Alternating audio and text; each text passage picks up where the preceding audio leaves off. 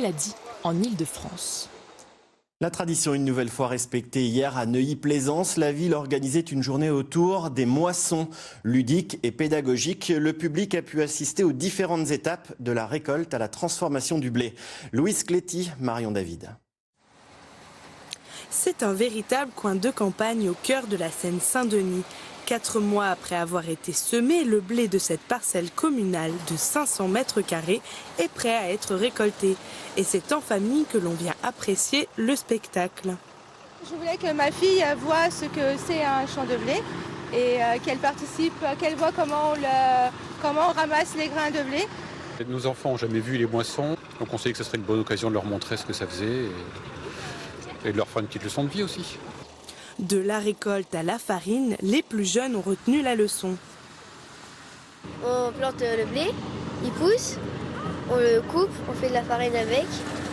C'est une moissonneuse-batteuse qui passe sur tout le terrain. Et pour faire la farine, on met les épis dans la machine. Ça fait une espèce de poudre qu'on tamise. L'initiative est à mettre au compte de la municipalité. Depuis 6 ans, la commune organise ce type d'expérience agricole. C'est un projet intergénérationnel qui attire beaucoup de Nocéens, de tous bords de la ville, de tous âges.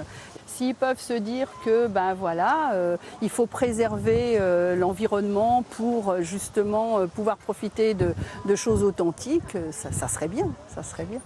Plus de 120 kilos de farine seront produits. L'opportunité de rappeler à ces jeunes entourés de béton le rôle de l'agriculture dans leur alimentation.